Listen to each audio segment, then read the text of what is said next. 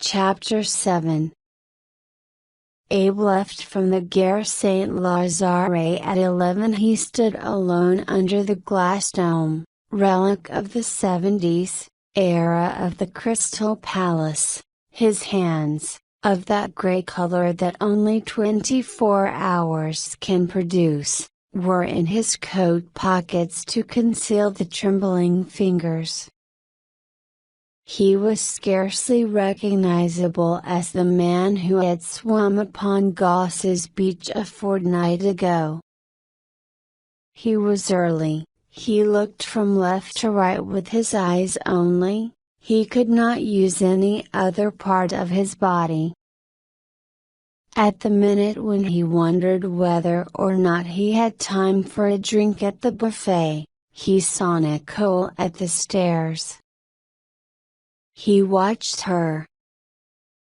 When she saw Abe, they sat down on a bench. "I came because you asked me," said Nicole.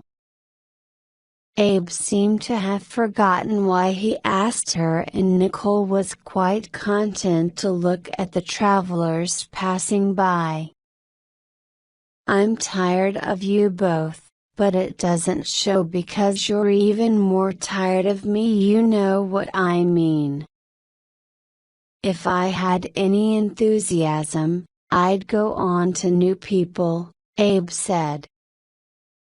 Nicole slapped him with her velvet gloves. "Seems rather foolish to be unpleasant, Abe." "Anyhow, you don't mean that. I can't see why you've given up everything." Abe considered. "I suppose I got bored, and then it was such a long way to go back in order to get anywhere. Often a man can play the helpless child in front of a woman, but he can almost never bring it off when he feels like a helpless child." Abe was feeling worse every minute. He could think of nothing but unkind, nervous remarks. For a while there was no communication between them. Unlike lovers, they had no past; unlike man and wife, they had no future. Yet up to this morning Nicole had liked Abe better than anyone except Dick, and he had been heavy with love for her for years. Abe remarked, "Trouble is when you're sober you don't want to see anybody, and when you're drunk nobody wants to see you." "Who, me?" Nicole laughed. "No, me." Rosemary and Mary North came in sight, walking slowly and searching for Abe, and Nicole shouted, "Hey!" "Hi!" "Hey!" and laughed and waved the package of handkerchiefs she had bought for Abe. They stood in an uncomfortable group made little by Abe's gigantic presence. They were frightened at his will, once a will to live, now a will to die. Dick Diver came and brought with him relief for the three women. The train began to move. Abe waved from his window. He saw Rosemary for the first time that morning. They exchanged glances. For a moment each seemed unreal to the other, then the slow warmth of love began again.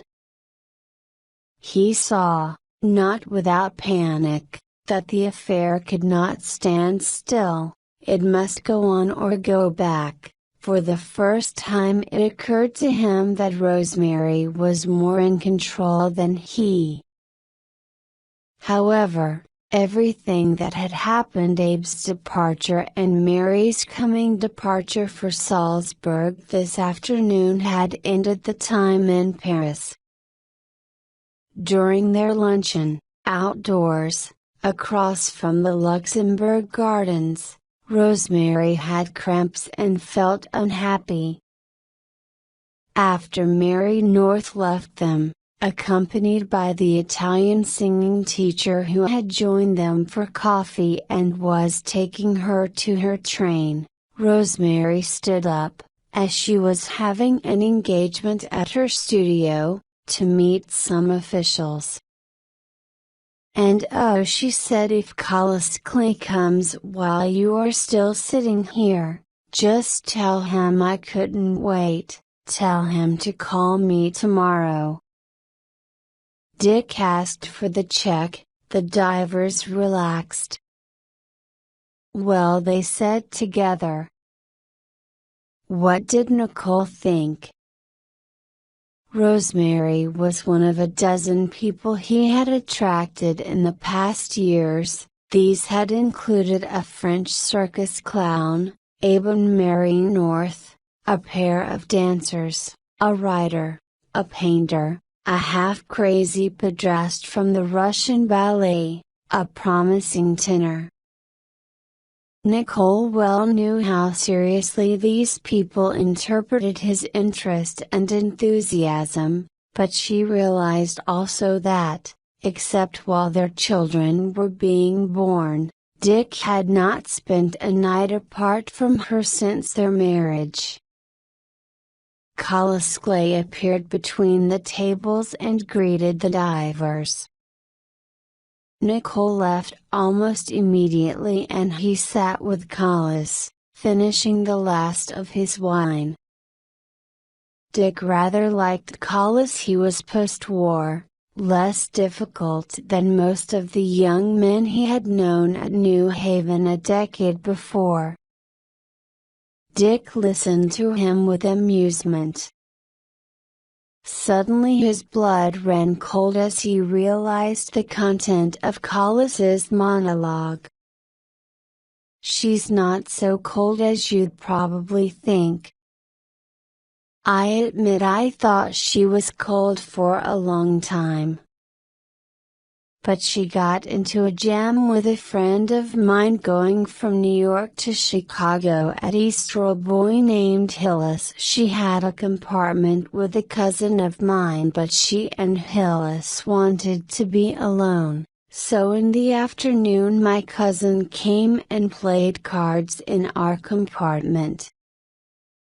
Well, after about 2 hours we went back and there was Rosemary and Bill Hillis standing in the vestibule arguing with the conductor. Rosemary white as a sheet.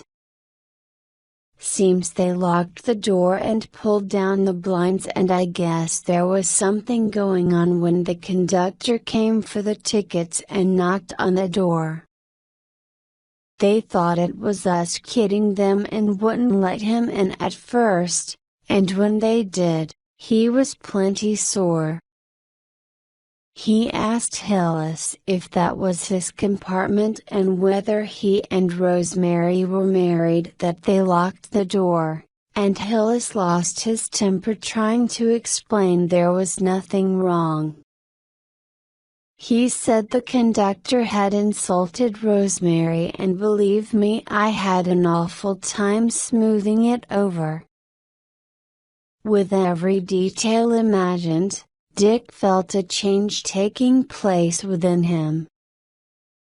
Only the image of a third person, even in the past, threw him off his balance and sent through him waves of pain and desire. He had guessed that Collis Clay was in love with Rosemary in some curious way Dick could not understand. The affair with Hillis seemed to have made no emotional impression on Collis. Dick went over Paris to his bank, and while there, came up to the mail desk. There was a bill for 17 psychiatric books, a letter from Buffalo from his father, in a handwriting that year by year became more indecipherable. There was a card from Tommy Barban, there were letters from doctors in Zurich, a bill from a furniture maker, also there were 3 letters for Nicole, and a letter for Rosemary sent in his care. As he left the bank, he got into a taxi waiting outside. "I want to go to the film's par excellence studio. It's on a little street in Passy."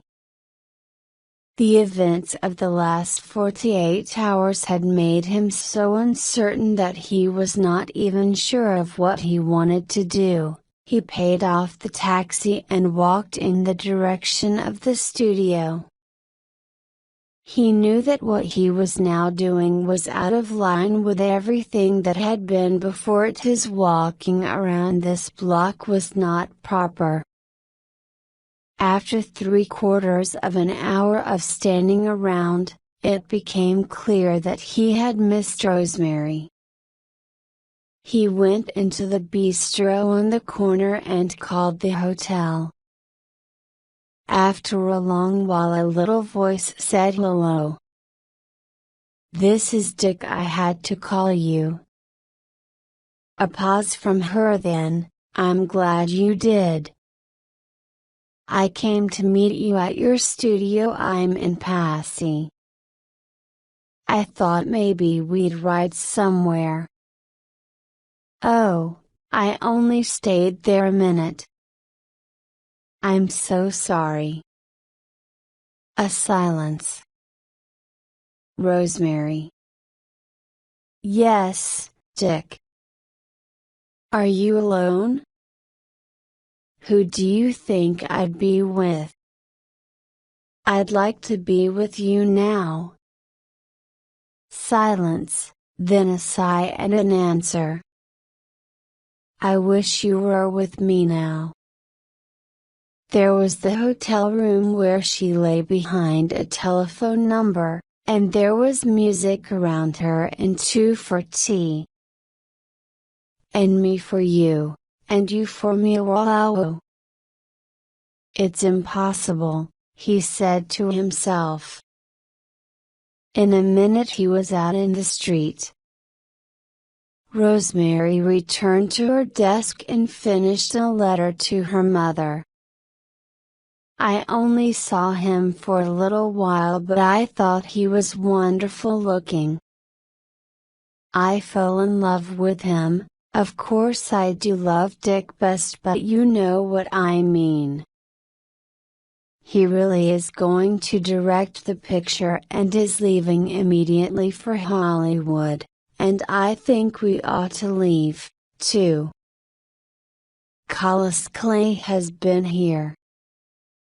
I like him all right, but have not seen much of him because of the divers, who really are the nicest people I have ever known. Are you coming north or shall I come south with the divers?" Chapter 8. Nicola woke late. Dick's bed was empty. Only after a minute did she realize that she had been awakened by a knock at their door. "Entres." She called, but there was no answer, and after a moment she went to open it. A gendarme faced her and stepped inside the door. "Mr. North, he is here?" "What?" "No, he's gone to America." "When did he leave, madam?" "Yesterday morning." He shook his head. "He was in Paris last night. He is registered here, but his room is not occupied. They told me I had better ask at this room. We saw him off yesterday morning on the train. He has been seen here this morning." "We know nothing about it," she said in amazement. He considered. He was an ill-smelling, handsome man. You were not with him at all last night? No. We have arrested a Negro. We are convinced we have at last arrested the correct Negro. I assure you that I haven't an idea what you're talking about. If it's Mr. Abraham North, well, if he was in Paris last night we didn't know it. The man nodded, convinced but disappointed. What happened? Nicole demanded. Mr. North was robbed and he made a complaint. We have arrested a Negro. Mr. Afghan should come to identify him. After the gendarme left, Nicole took a bath and dressed. She phoned the hotel office and found that Abe had indeed registered at 6:30 this morning. His room, however, was still unoccupied. Just as she decided to go out, the office called and announced, Mr. Crawshaw, a Negro. On what business? She demanded. He says he knows you and the doctor. He says there is a Mr. Freeman in prison. He says there is injustice and he wishes to see Mr. North before he himself is arrested. We know nothing about it. Abe's reappearance made it clear to her how tired she was of his adventures. Thinking no more of him she went out, ran into Rosemary at the dressmaker's, and shopped with her on the Rue de Rivoli. When they got back to the hotel and found Dick, they learned that he had just received a call from Abe who had spent the morning in hiding. Abe had said, Dick, I've started a race riot in Montmartre. I'm going to get Freeman out of prison. If a Negro that makes shoe polish well, if anybody comes there why you back in Paris? Dick demanded. I got as far as Evreux, and I decided to take a plane back for God's sake. Wait a minute and I'll listen, did Mary get off all right? Yes. Dick, I want you to talk with a man I met here this morning, the son of a naval officer that's been to every doctor in Europe. Let me tell you about him. Dick put down the receiver. Abe used to be so nice, Nicole told Rosemary. So nice. Long ago when Dick and I were first married. If you had known him then. He'd come to stay with us for weeks and weeks and we scarcely knew he was in the house. Rosemary envied them, imagining a life of leisure unlike her own. She knew little of leisure but she had the respect for it of those who have never had it. Why does he have to drink? She asked. Nicole shook her head right and left, so many smart men go to pieces nowadays. The trio lunched downstairs. There was a party at the next table. It consisted of a young man, and a dozen of women. The women were neither young nor old nor of any particular social class, yet the party gave the impression of a unit, held more closely together for example than a group of wives of husbands who had come to a professional congress of their husbands or than any conceivable tourist party. Dick asked the waiter to find out who they were. "Those are the Gold Star mothers," explained the waiter. Rosemary's eyes filled with tears. "Probably the young ones are the wives," said Nicole. Over his wine Dick looked at them again. In their faces, he saw the maturity of an older America. For a while the women who had come to mourn for their dead, for something they could not repair, made the room beautiful. Abe North was still in the Ritz bar, where he had been since 9 in the morning. When he arrived the famous barman Paul, who liked Abe, came over to talk. "I was supposed to ship home this morning," Abe said. "I mean yesterday morning." "Why didn't you?" asked Paul. Abe considered to find reason. "I was reading a serial in Liberty and the next installment was due here in Paris, so if I'd sailed I'd have missed it, then I never would have read it."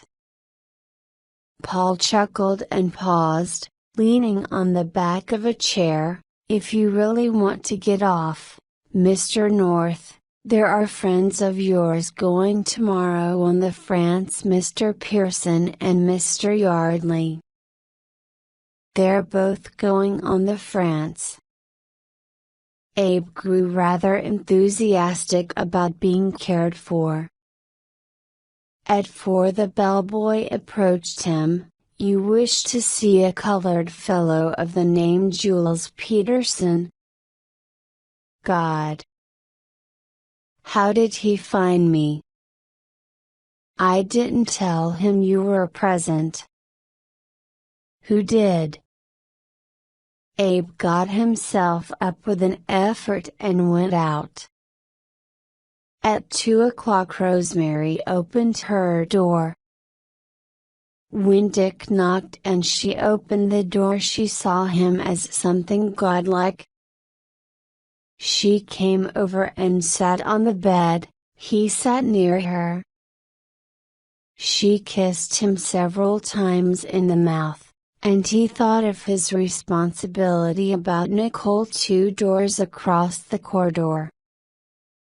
There was a knocking at the door. They were shocked motionless. The knock was repeated, and suddenly realizing that the door was not locked, Rosemary started for the door, while Dick quickly jerked the wrinkles out of the bed where they had been sitting. Standing there was Abe, aged by several months in the last 24 hours, and a very frightened colored man whom Abe introduced as Mr. Peterson of Stockholm.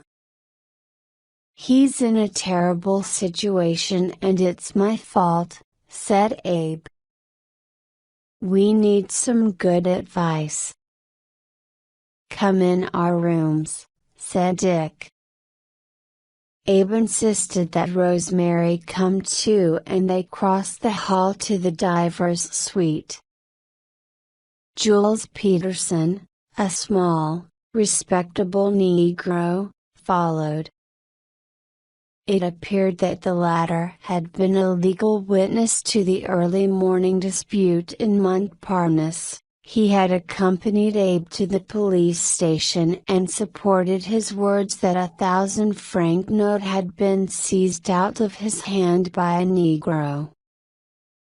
Abe and Jules Peterson, with an agent of police, returned to the bistro, and too hastily identified as the criminal a Negro, who, so it was established after an hour, had only entered the place after Abe left. The police had further complicated the situation by arresting the well-known Negro restaurateur, Freeman, who had also been there.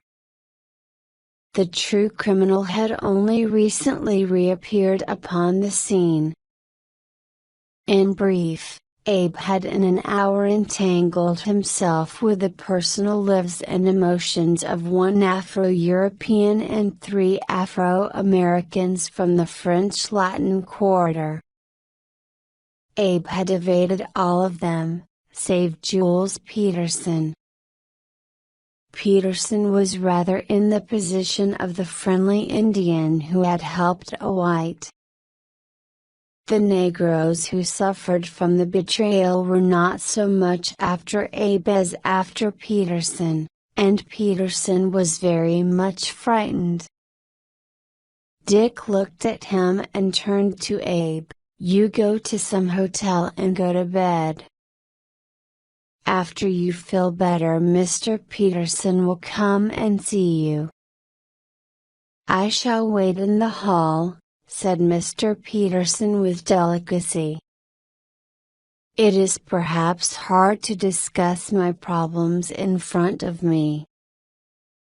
He left the room quietly. Abe got to his feet.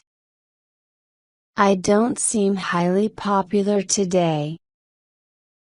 With a last desperate glance at Rosemary, he went out. To his relief, Peterson was no longer in the corridor. Feeling homeless, he went back to ask Paul the name of that boat. When he had gone out, Dick and Rosemary embraced. Rosemary was first to return to reality. "I must go," she said. She opened the door of her room and realized without looking about that she was not alone in the room. She saw that a dead Negro was stretched upon her bed.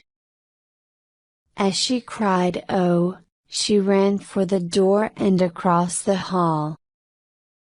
"Dick! Dick! Come and see!" Dick ran across the hall into her room.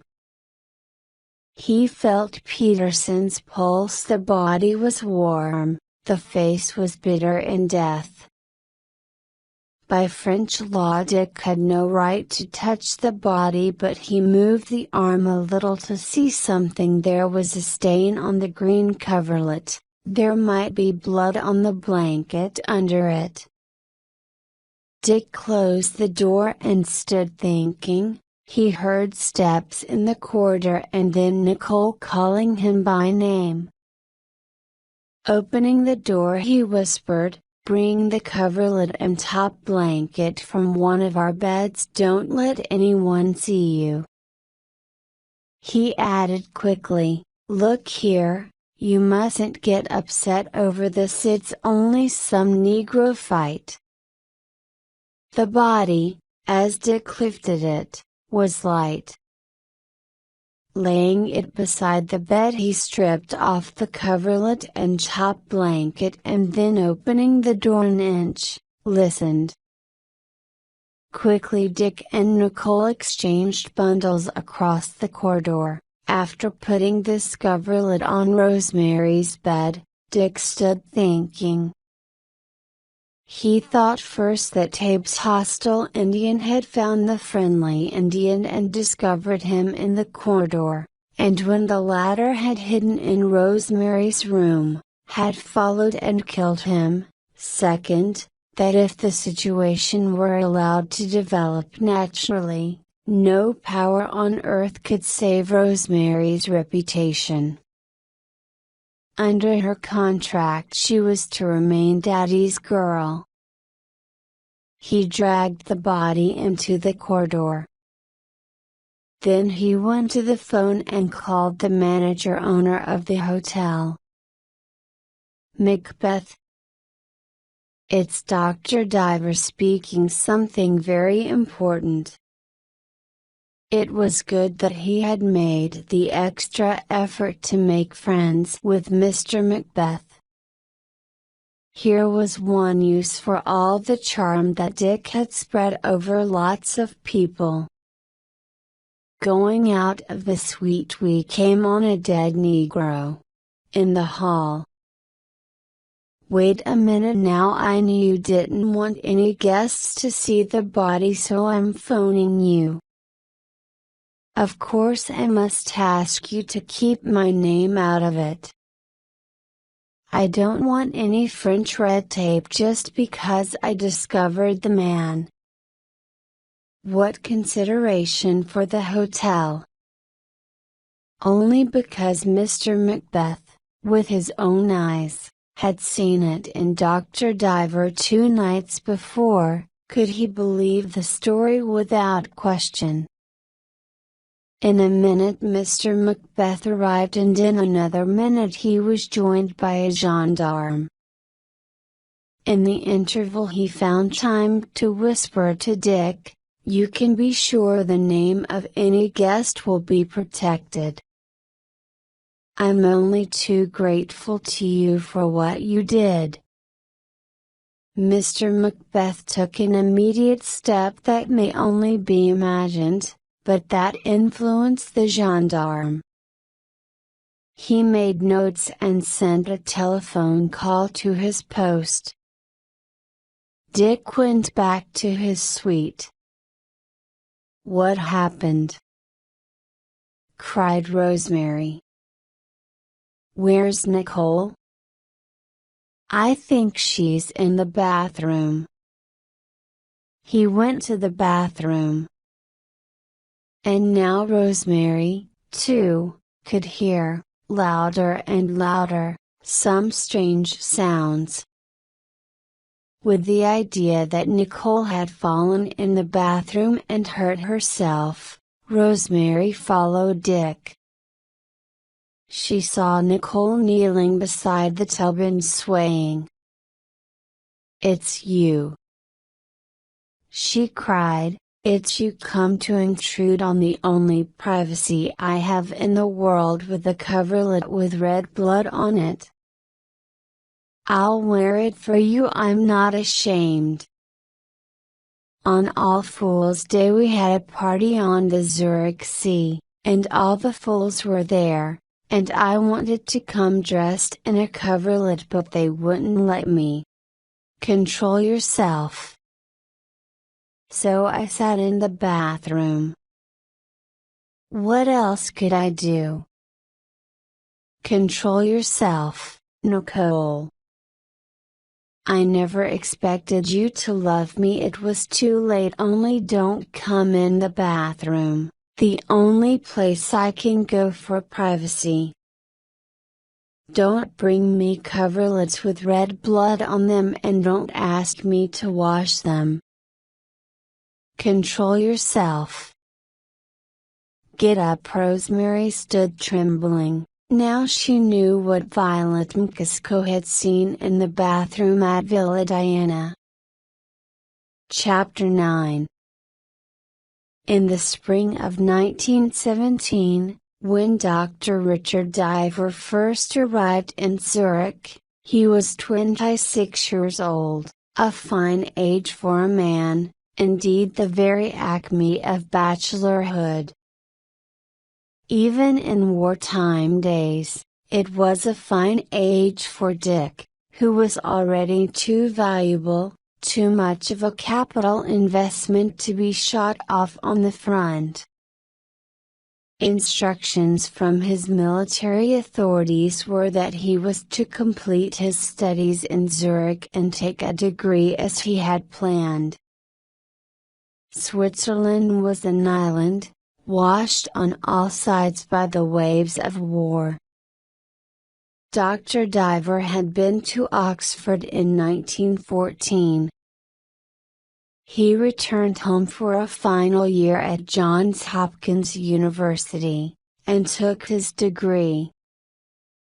In 1916 he managed to get to Vienna under the impression that, if he were not in a hurry, the great Freud would be killed by an aeroplane bomb. Dick managed to get enough coal and oil to sit in his room in the Dammenstiftsstrasse and write a book that he published in Zurich in 1920. He had no idea that he was charming. In his last year at New Haven, someone referred to him as Lucky Dick. At the beginning of 1917, when it was becoming difficult to find coal, Dick burned for fuel almost 100 textbooks that he had collected, but he remembered what was within them very well. After he took his degree, he received his orders to join a neurological unit forming in Bar-sur-Aube.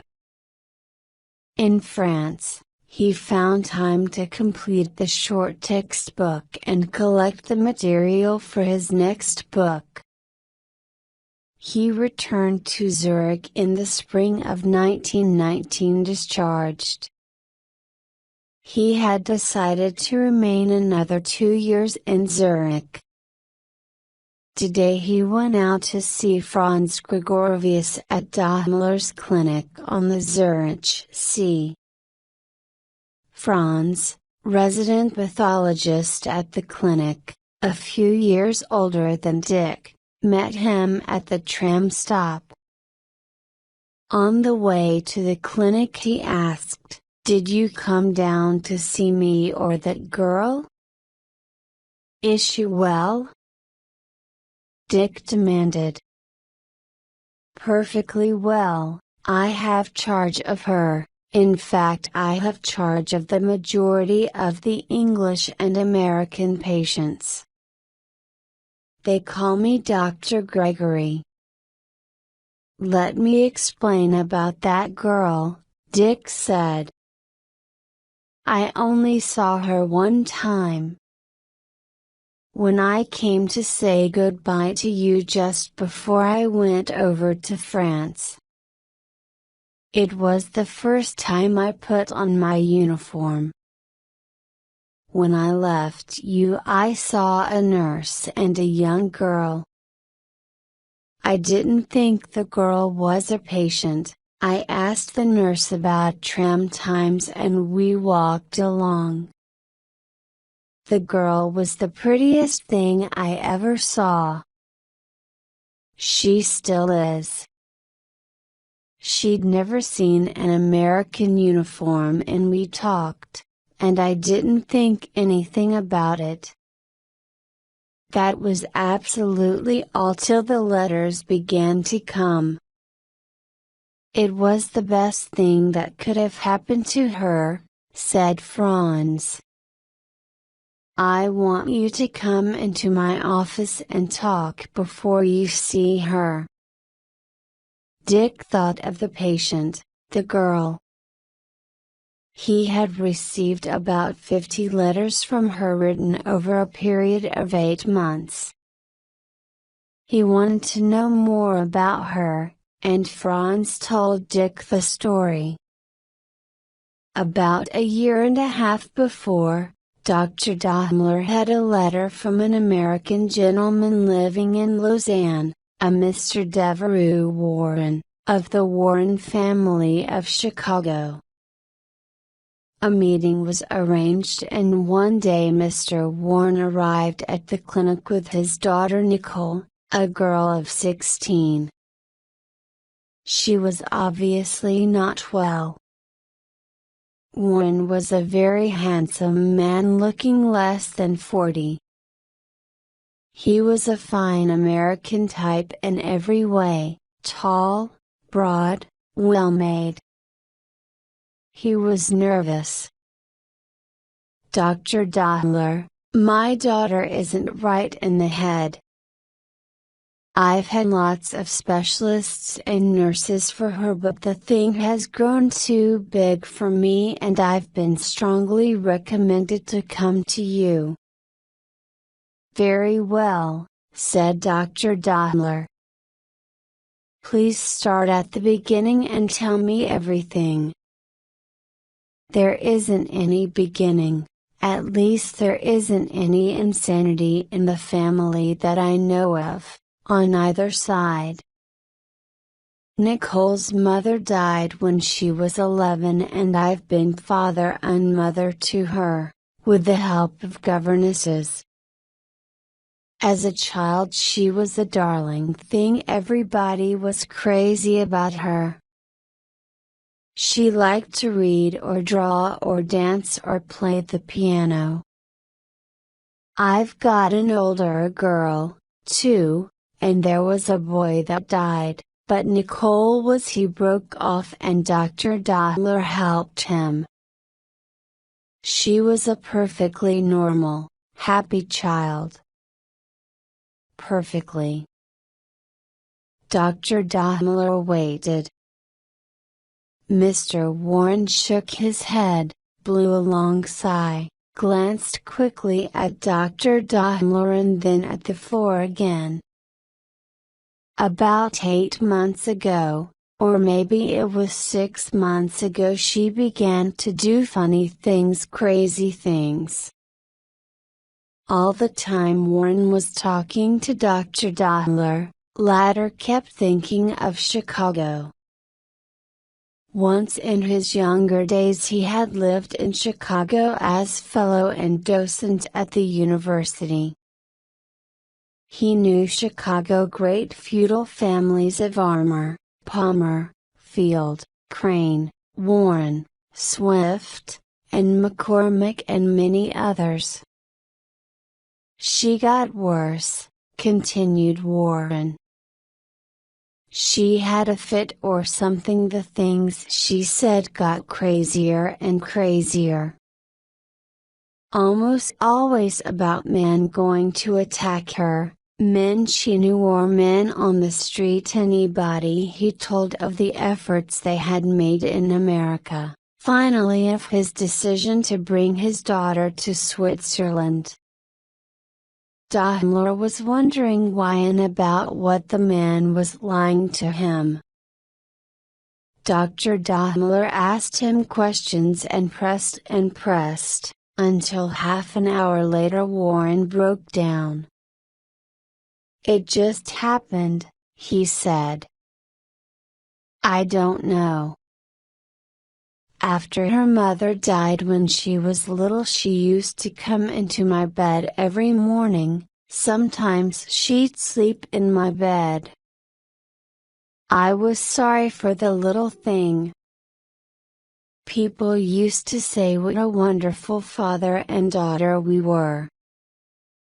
We were just like lovers, and then all at once we were lovers, and 10 minutes after it happened I could have shot myself." "Then what?" said Dr. Daimler. "Did this thing go on?" "Oh, no." She seemed to freeze up right away. She'd just say, never mind, Daddy. It doesn't matter. Never mind." When Warren had left his daughter and returned to Lausanne, and several days had passed, the doctor and Franz entered upon Nicole's card. Diagnosis: divided personality. Acute phase of the illness. The fear of men is a symptom of the illness. The prognosis must be reserved. The prognosis was bad, as you know. The percentage of cures is very low at that age. Those first letters looked bad, agreed Dick. Very bad, very typical. I didn't want to let the first one get out of the clinic. It was nice of you to answer them. Dick sighed. She was such a pretty thing. All I said in my letters was be a good girl and mind the doctors. That was enough. It gave her somebody to think of outside. For a while she didn't have anybody, only one sister that she doesn't seem very close to. Besides, reading her letters helped us here. They revealed her condition. About October she began to seem normal. When Dick first visited Miss Warren at the clinic, she met him at the veranda of the central building. "How do you do, Captain?" she said. "Shall we sit out here? It's summer practically. Are you here for a long time?" "I'm in Zurich for a long time, if that's what you mean. At least till July. I'm leaving in June." "You're going where?" Dick asked Nicole. "Somewhere with my sister, somewhere exciting, I hope, because I've lost so much time. But perhaps they'll think I ought to go to a quiet place at first." They talked of music, of the latest records. Whenever he turned toward her she was smiling a little, her face lighting up like an angel's. She thanked him for everything, rather as if he had taken her to some party, and as Dick became less and less certain of his relation to her, her confidence increased.